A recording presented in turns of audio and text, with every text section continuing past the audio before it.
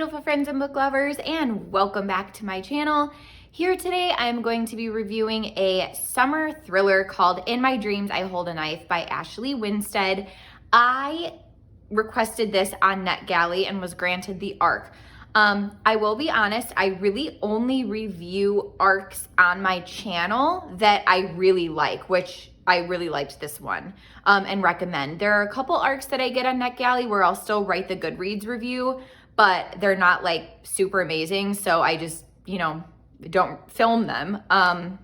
But this book is awesome. Its pub date is today. This video is airing on August 3rd, and that's when this book comes out. I loved this book. I had a really good experience with it. And yeah, let's just get into the video. If you're new here, you can connect with me on Goodreads and Instagram. I'll put all of that in the description box below. But yeah, so this is the perfect whodunit mystery. I'm going to read you the synopsis of the book. So I may not read it all because sometimes I feel like it gives it too much away. So I may just start in the beginning. But it says 6 friends, 1 college reunion, 1 unsolved murder.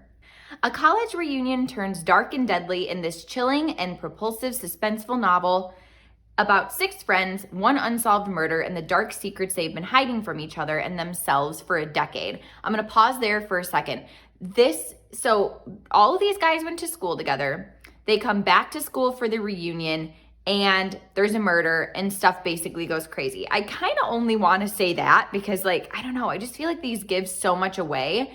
And basically, let me go ahead and pull back up my notes here. You are, as a reader, you're going from point of views in the present to point of views in the past for all of the characters, but it's not messy. It's easy to follow along.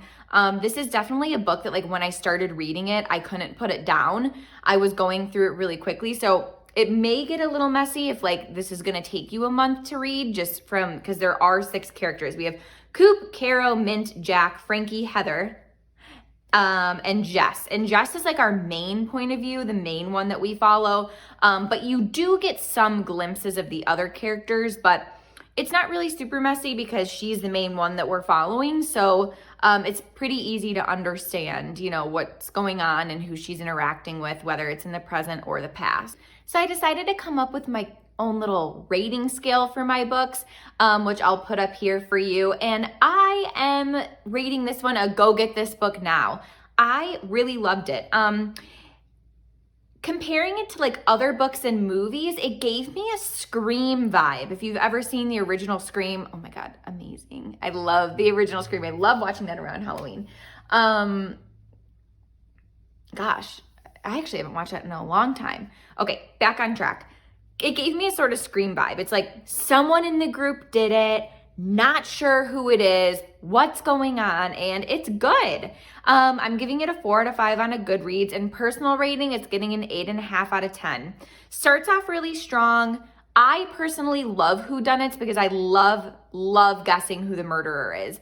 And in books like this, Ashley does a really good job setting the tone for you get little clues for each of the characters, and everybody has a motive. All 6 people, even our main character, has a motive. So you're it's almost kind of if you're looking at all the characters, whose motive is the strongest, which one makes sense, which one would be whoa, that's out of left field, but I get it.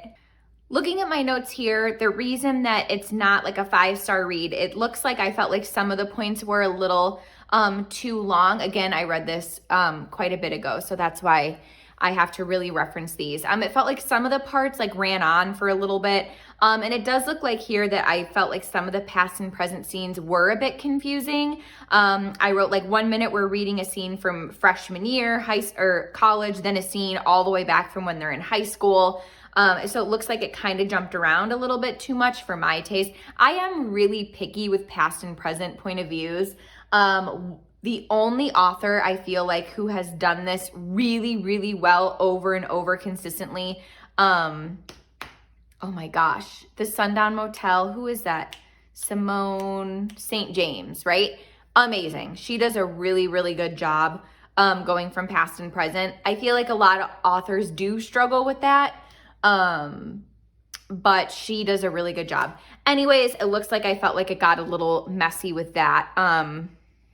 But yeah, now I'm going to get into the book chat part of the video for those of us who have read. If you're new here, that is how I review. I do a non-spoiler review, I rate the book, and then I get into the book chat part of the video for those of us who have read. So this will contain spoilers.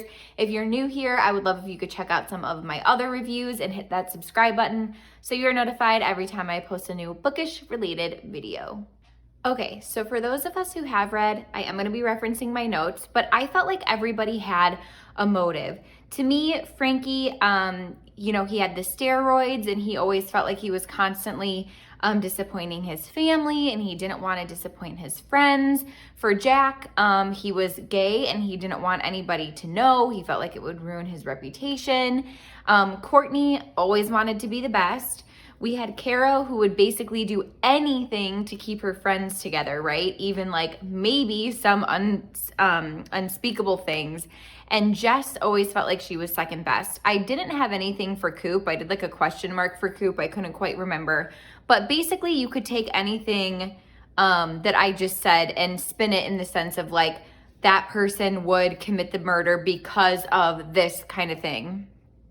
I felt like there was an overarching theme in the book, was like wanting to prove yourself to your parents, be better than your parents. Both Jess and Mint suffered from this in various degrees. I felt just like always kind of needing to prove themselves and, you know, what would they do in order to prove themselves kind of thing.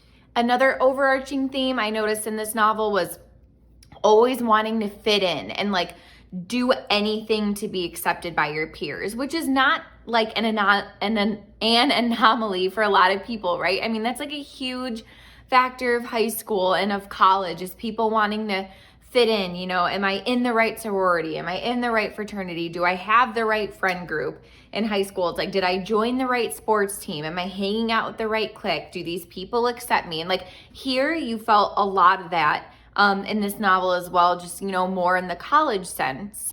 Another overarching theme that I noticed was just like not wanting to be honest with yourself, but also like struggling to accept who you really are. I felt like Jack and Frankie, like not wanting to come out, you know, they were really struggling with, you know, like, will my friends accept me? Will my parents accept me? Jess always thinking that she was just like mediocre, you know, she really struggled with, you know, just like herself, you know, she couldn't seem to find any like positive characteristics about herself, which, you know, was really depressing to read.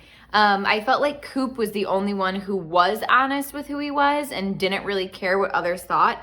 If memory serves me right, Coop sold drugs, and I think maybe that was like the motive for him, in my opinion, was like, if somebody found out that he was selling drugs, you know, this could be bad. It could lead him to murder someone. That was like what I was thinking.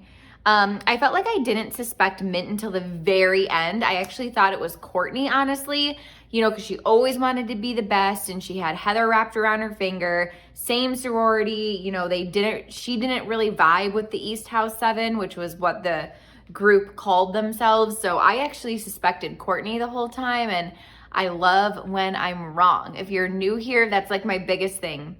What makes a really, really fun and like good thriller for me is if like my prediction is wrong, because that just means, you know, that in my opinion, like the author gave us a lot of clues that could lead us astray. And it's just, you know, it's not fun if it's predictable. And this book was not predictable for me.